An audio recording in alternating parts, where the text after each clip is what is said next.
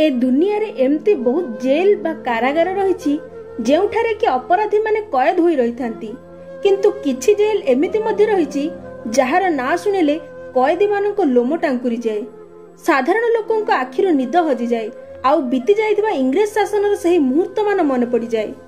ताहा हेउछि cellular jail, जहाकु कि आम भारत कलापाणी कारागार बोली बहुत भल भाव जानिछि। सही कला इतिहासर प्रमुख हृदय विदारक कहानी एमती एक अध्याय जार थरे वर्णना हेले स्वाधीनता पूर्वर इंग्रेज शासकों भारत प्रति अत्याचार सीमा को दर्शाए। एही सेल्युलर जेल आम देशर केंद्र शासित अंचल अंडमान और निकोबर द्वीपपुंजर राजधानी पोर्ट ब्लेयर रे अवस्थित, जहाकु कि आज कलापाणी कारागार बोली लोक जानती। जेल चतुर्पार्श्व बहुत किलोमीटर पर्यंत केवल समुद्र ही समुद्र, जड़े सेठारु खसी बाहरी आसबाकू चाहिए मध्य जीवा असंभव। एणु एहाकू कलापाणी बोली कुहा जाउथिला। ब्रिटिश शासन समय जेउ माने भी इंग्रेज विरुद्ध स्वर उत्तोलन करथिले एवं अन्य मानक ब्रिटिशर्स को देशरु तड़िबा पय प्रवर्ताउथिले, सेमानकू एही जेल मध्य कोणा जाउथिला।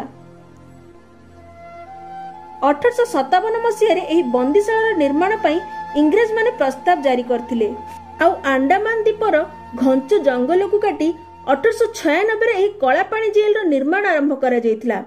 भारतर मुख्य भूमि 1772 किलोमीटर दूर रे आम भारतर लोकों को ही खटई खटई एही जेल को तैयारी करा जायतिला।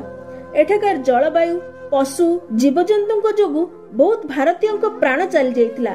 सेतबेळर रिपोर्ट अनुसार बहुत लोकों को जीवन मलेरिया जोगु चली जायतिला, आउ सेमानक घर लोकों को सेमानक शव मध्य मिली पार नथिला। एठी सर्वप्रथम रे इंग्रेज अधिकारों पई घर, conference hall, commissioner house, church रो व्यवस्था करा जायतिला। पर प्रत्येक कैदी को ऊपर नजर रखिबा पई जेल मझिरे एक टावर रो तैयारी करा जायतिला। एही टावर ऊपर बहुत बड़ घंटी लगा जायतिला। जेतेबेले मध्य टावर ऊपर नजर रखुथबा अधिकारी को कोनोसे भी कैदी बाहर को बाहरिबार आशंका आसुतिला, से घंटीटी को बजाई दिया जाउतिला। आउ तापरे प्रत्येक कैदी को आखि सामने रे से बाहर को बाहरथिबा कैदी को अति निर्मम भावे इंग्रेज माने फांसी देउ देउथिले। मुख्य भवनटी लाल इटारे तैयारी करा जायतिला। मुख्य भवन चतुर्पार्श्व रे 7 गोटे 3 महला विशिष्ट विस्तृत कोठरी मान तैयारी करा जायतिला। एही विशाल कारागार रे 696 गोटी सेल निर्माण करा जायतिला। सेल रो आकार 4.5 मीटर इंटू 2.7 मीटर रे सीमित थिला।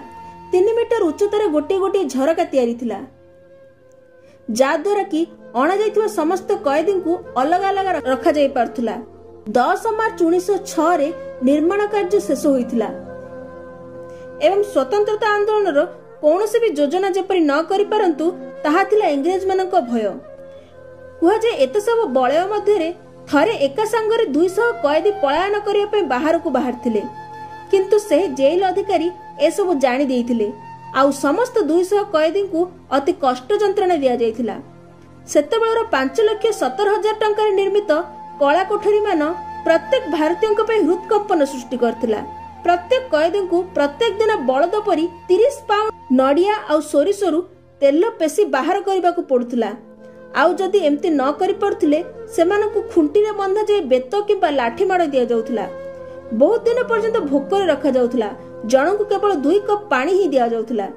एमती दंड जाद्वारा कि कैदी को मानसिक एवं शारीरिक स्थिति रे विकलांग परिस्थिति सृष्टि कर देउथिला। आपण सुनिले आश्चर्य हेबे, घासर रोटी प्रस्तुत करी खाइबा को दिया जाउथिला। कैदी मानक पाखरे आउ किछि व्यवस्था नथिबा जगु सेमाने एहा को ही खाउथिले। कुहा जे बहुत जण एही जगु मृत्यु मुखरे पडिछंती।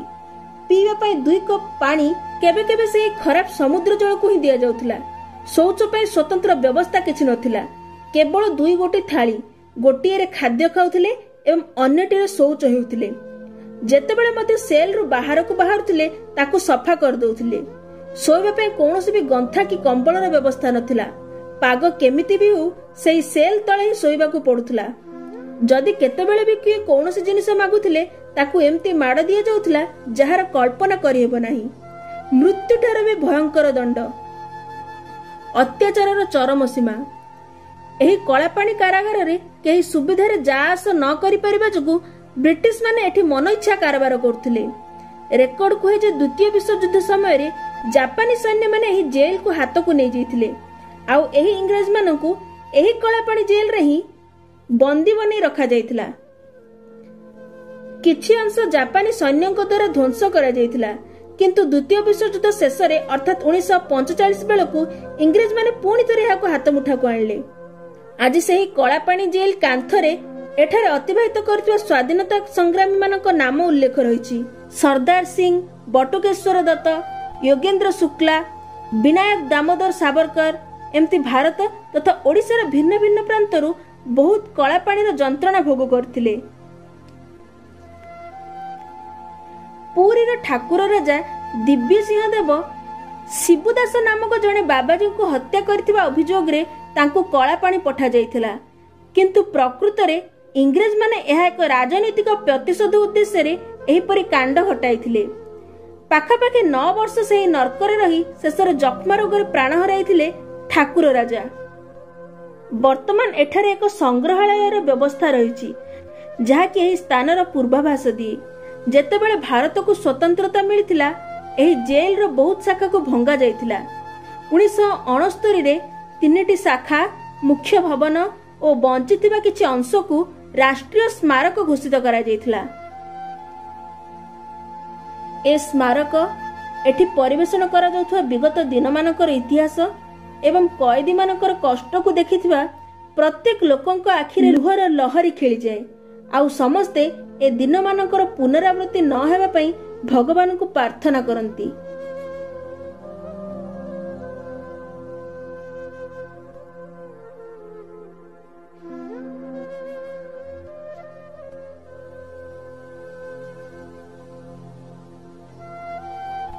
भिडियोटी रे आपनक मत को निश्चय कमेंट करिवे। धन्यवाद।